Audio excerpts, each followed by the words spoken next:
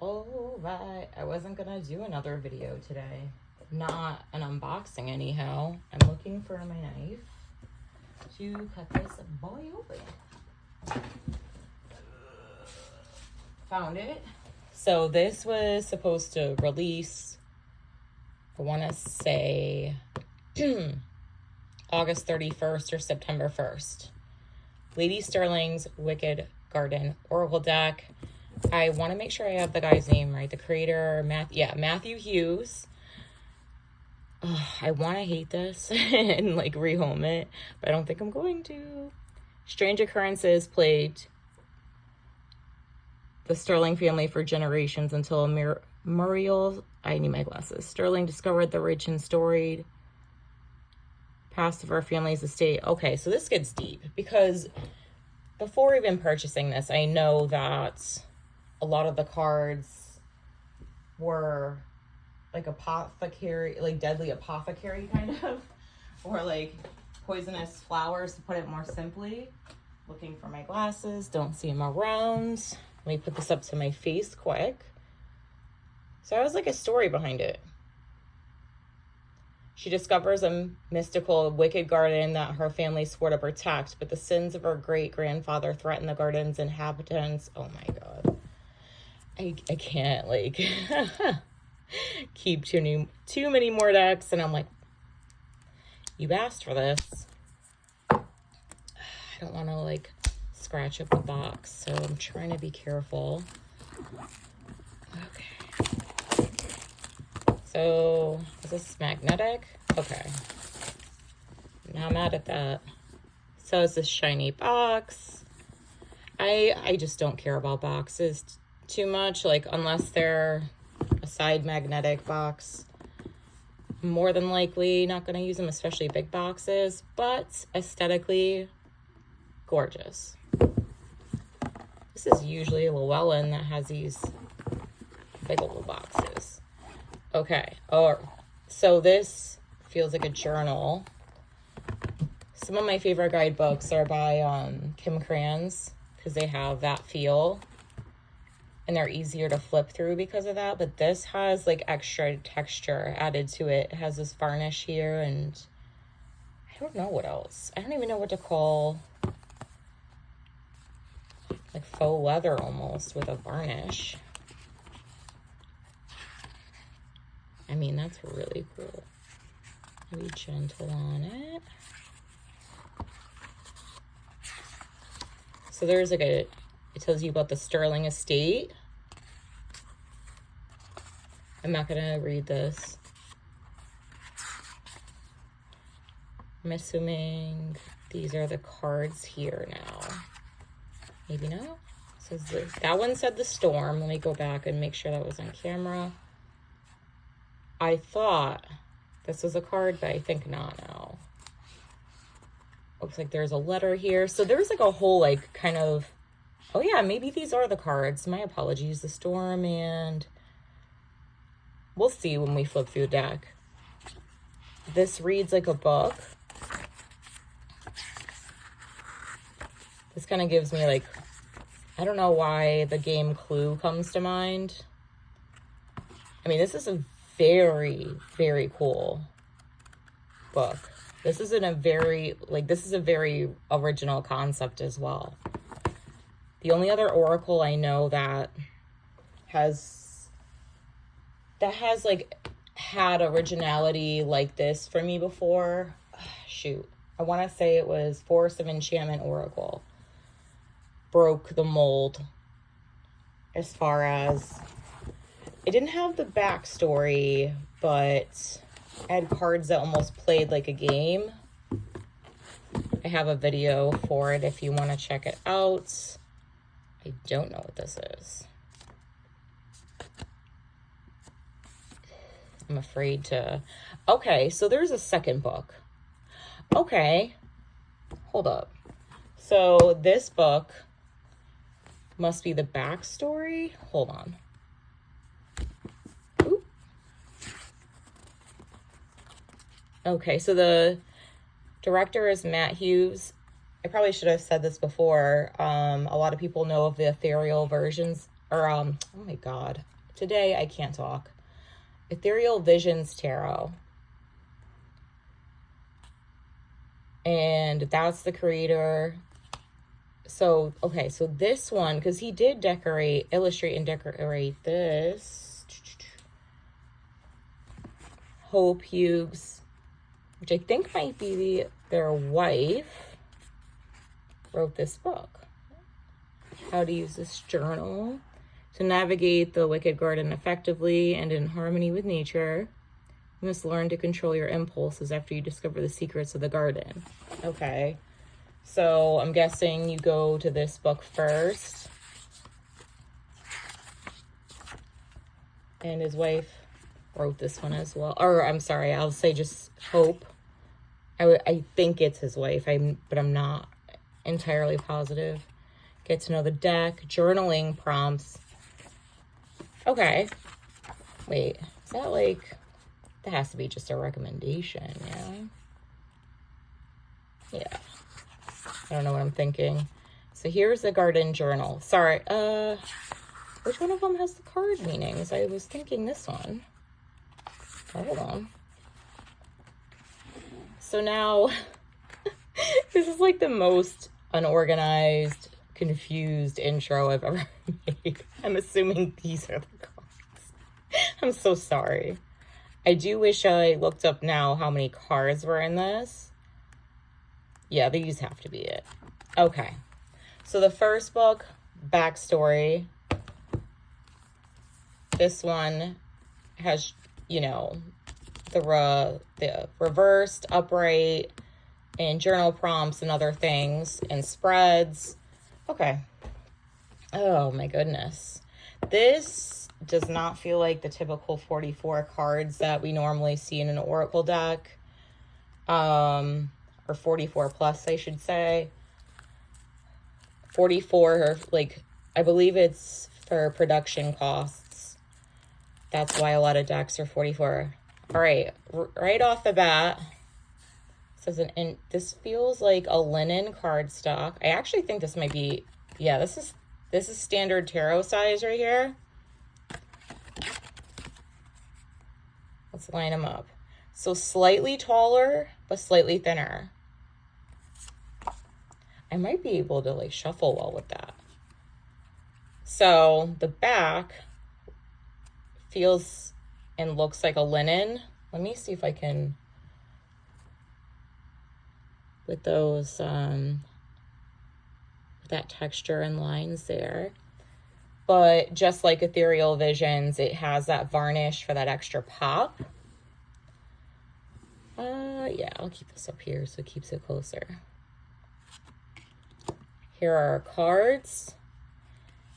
So I will say prefer this to Ethereal Visions in the sense that that one was kind of a flatter matte, or I should say a matte without a finish.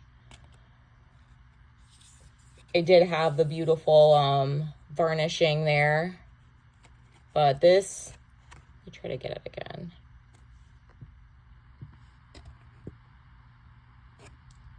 I was able to get this in another video. I don't know if you can see that linen. I like this one a lot. This kind of looks like pan. I should have been counting, but I didn't.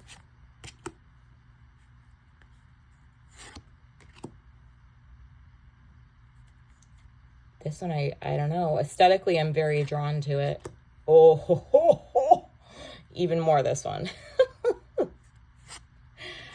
Oh, yes, yes, yes. See, I found the first two boring or basic. Sorry, I'm just being kind of blunt today. But as I go on, they, like, this is an example. They just get more and more interesting. This is beautiful. And I love the butterflies with the chains, or what, like decorative chains, I mean, around the hairline. Oh, I love this.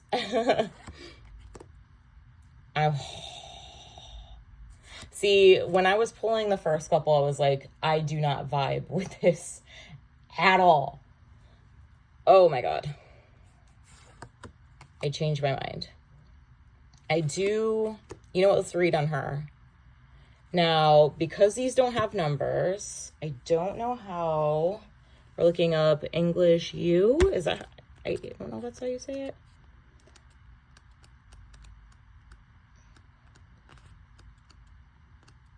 We're close, I think. Okay. I find this old cranky spirit amusing. I'm laughing at what this spirit says to me, but I know I shouldn't be. She's not joking nor jovial in her answers. Sounds like my spirit.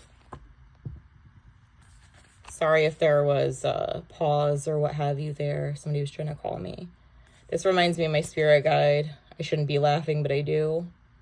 I think she's sick of the abuse from the ancestors and how she was used for profits. I have learned that she doesn't mince words. Examination. Her reflections. Where in my life have I shown enduring resilience when faced with a problem? Wait, hold on. Is that how they're delivering, like, the meanings? Hold up, I'm just pulling it aside. Yeah. Oh, sorry. Didn't mean to bump the thing. So there's background on why they chose this and why it's... Okay. And about the herb or what have you itself. Where in my life have I shown enduring resilience when faced with a problem? What are some recent trials I've experienced in my life? Are there any that felt like they would break my spirit but didn't? Have I learned from the wisdom offered by my ancestors? Are there any character traits I am especially proud of in my family, and how can I use those traits in my life today? So this definitely doesn't read like any oracle deck I've had before. It's about reflections and examination. This could be used as like for shadow work, honestly. Okay. So this is very like, how do I want to say? Yeah.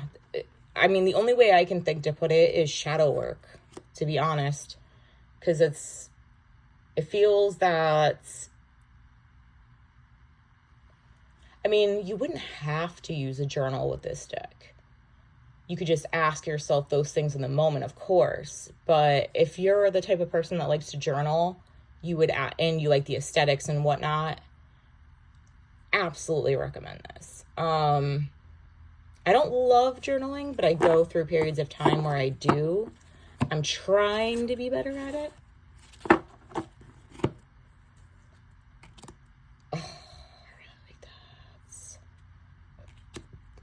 There's Taz on that, so I'm not going to close up on that.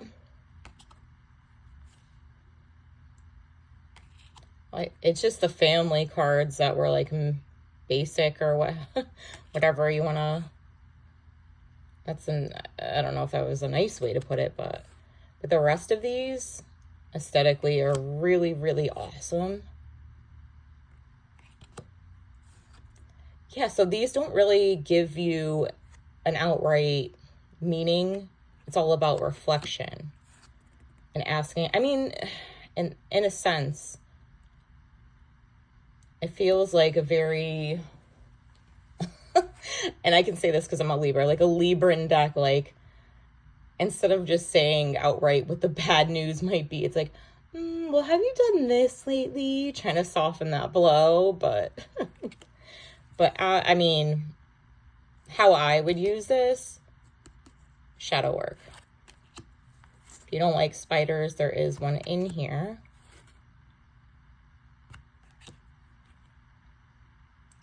Oh, I really like those last couple. Hold on.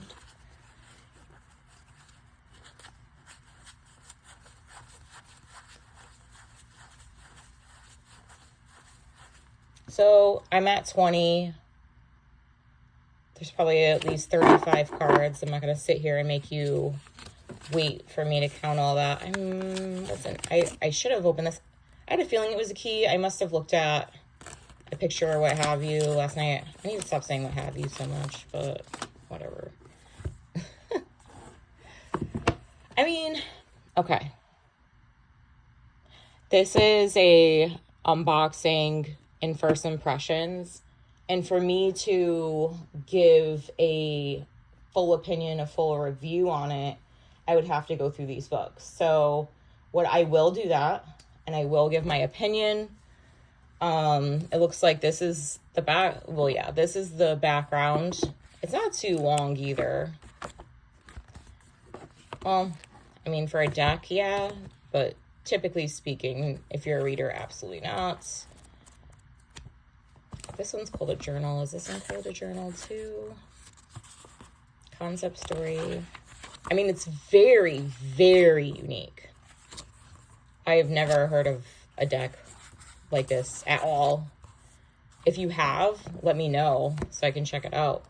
This one is labeled as a journal, but this is your guidebook.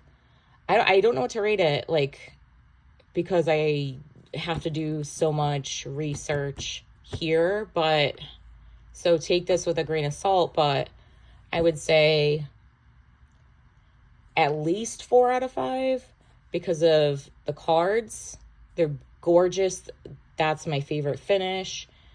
I should shuffle them. I did have an issue shuffling a deck recently that had not a lot of cards.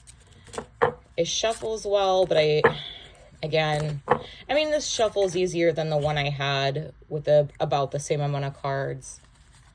But it's hard for me to really put a number on it, so I'll hold off, and I may do a backup for this deck.